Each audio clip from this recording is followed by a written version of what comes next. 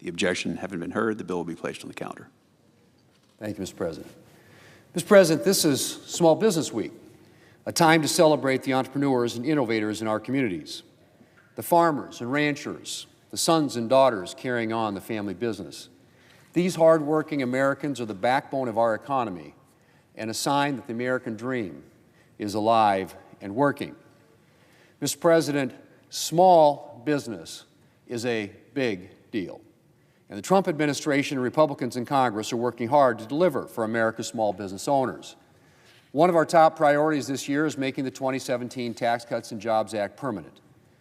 TCJA did a lot for small businesses: lower tax rates, the 199A small business deduction, and bonus depreciation and other investment incentives lowered small businesses' tax burden and encouraged them to invest in themselves, hire more workers, and in turn grow our economy. And that's what happened. After the Tax Cuts and Jobs Act passed, we saw businesses buying new equipment. They hired new workers. Paychecks got bigger. It was good for small business, good for American workers, and it led to a very strong economy before the pandemic. But, Mr. President, many of the law's provisions are expiring at the end of this year. And if we don't extend the Tax Cuts and Jobs Act, small businesses will face a $600 billion tax hike in 2026. Republicans do not intend to let that happen. But we don't just want to extend the TCJA's provisions. We want to give small businesses certainty by making these pro-growth tax policies permanent, because permanence will encourage long-term investment, it will encourage growth, and it will maximize our economy's potential.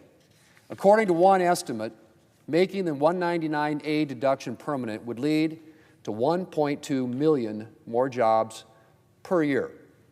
And that number would grow larger as the years go on. And that's just one pro-growth, pro-small business provision in the law. Mr. President, in addition to making the Tax Cuts and Jobs Act permanent, President Trump has also prioritized restoring American manufacturing. The tax code is a key part of that. Investment incentives like bonus depreciation help manufacturers purchase the latest technology and grow their workforce with good-paying jobs for the American people. And more manufacturing, more businesses and jobs here in America grows our tax base. And that means more revenue. Revenue that we get the right way, which is with a bigger and stronger economy, not bigger tax bills. Mr. President, we have an opportunity to help turn the page on the Biden economy and set up our country for long-term economic strength.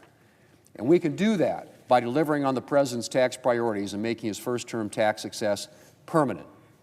Mr. President, another one of our small business priorities is regulatory relief. When I meet with South Dakota business owners, I often tell them to let me know how we can help, even if sometimes that means getting out of the way. And often that's what the government needs to do, get out of the way. And that's what we've been trying to do this year. Congress has blocked a number of burdensome Biden-era regulations through the Congressional Review Act. And we have more Congressional Review Act measures planned for this week. For example, we passed resolutions blocking Biden administration rules on commercial refrigerators and freezers and walk-in coolers. These are rules that would have driven up costs and reduced choices for small businesses.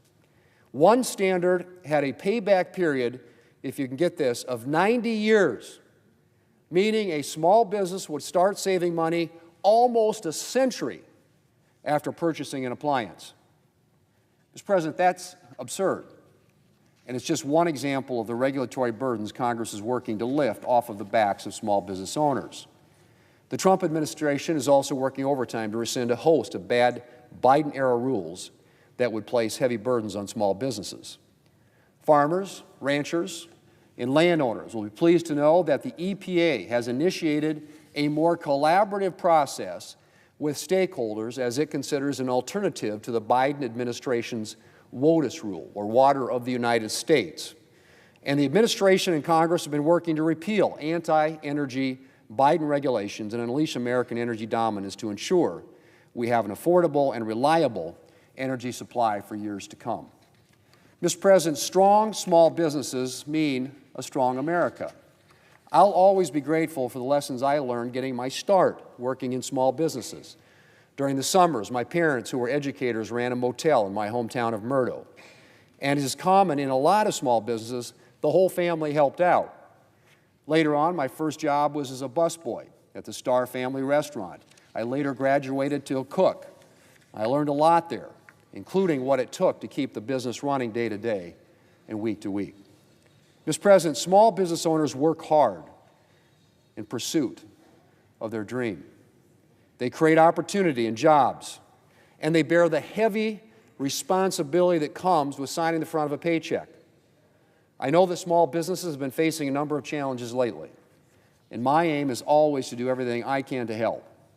And I look forward to continuing to work with my Republican colleagues here in the Senate to support and strengthen small businesses. Because when small businesses succeed, Mr. President, we all succeed. Mr. President, I yield the floor, and I suggest the absence of a quorum. Clerk will call the roll.